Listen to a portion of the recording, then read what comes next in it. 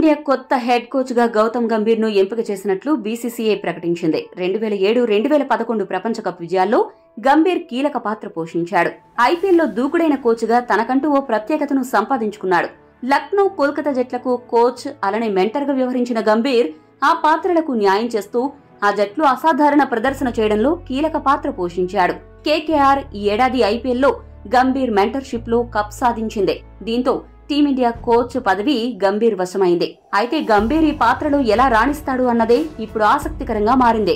ఈ నేపథ్యంలో head coach Gambhir ముందున్న సవాళ్లు ఏంటో ఇప్పుడు చూద్దాం. టీ20లకు కోహ్లీ, రోహిత్, జడేజా గుడ్ బై చెప్పడంతో వారు లేని లోటును భర్తీ చేయడం గంభీర్ ముందున్న పెద్ద సవాల్.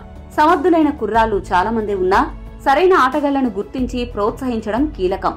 ఇక కోహ్లీ, రోహిత్ శర్మ లాంటి సీనియర్ క్రికెటర్స్ ను వన్డే టెస్టుల్లో సమన్వయం చేసుకుంటూ యువ ఆటగాళ్లతో కూడిన భారత్ జట్టును అతడు ముందుకు తీసుకెళ్లాల్సి ఉంది. ముఖ్యంగా కోహ్లీని సమన్వయం చేసుకుంటూ సాగాల్సి ఉంది. గతంలో కోహ్లీతో గంభీర్ కి 1-2 సార్లు వివాదాలు అయ్యాయి. ఈ ఐపీఎల్లో ఇద్దరూ తమ మధ్య విభేదాలు లేవు అన్నట్లుగానే వ్యవహరించారు. జట్టు వాతావరణం దెబ్బతినకుండా కోచ్ గా గంభీర్ ఎలా వ్యవహరిస్తాడు అనేది చాలా కీలకం కానుంది. రాహుల్ ద్రవిడ్ తరహాలో పెద్దన్న పాత్ర పోషిస్తూ గంభీర్ జట్టుకు మార్గనిర్దేశనం చేస్తాడా లేక తనదైన పందాలో దూసుకుపోతాడా అన్న విషయం తేలాల్సి ఉంది. భారత్ జట్టుకు ఎన్నో సేవలు చేసినా కూడా తనకు సరైన గుర్తింపు రాలేదని గౌతమ్ గంభీర్ చాలాసార్లు బహిరంగంగానే వెల్లడించాడు.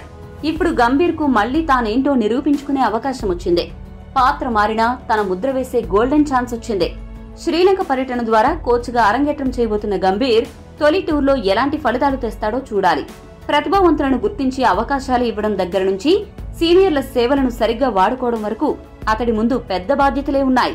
ముఖ్యంగా 2025 ఛాంపియన్స్ ట్రోఫీ, 2027 వన్డే ప్రపంచ కప్లకు బలమైన జట్టును తయారు చేయాలి. అందుకోసం ఇప్పటి నుంచే జట్టులో ప్రయోగాలు చేయాలి. సరైన ఆటగాళ్లను గుర్తించి ప్రోత్సహించాలి. ఈ కొత్త బాధ్యతలను మరి గంభీర్ ఎంతవరకు సమర్థంగా నిర్వహిస్తాడు అని మీరు భావిస్తున్నారో కామెంట్ చేయండి. మరిన్ని స్పోర్ట్స్ అప్డేట్స్ కోసం మా ఛానల్ ను సబ్స్క్రైబ్ చేసుకోండి.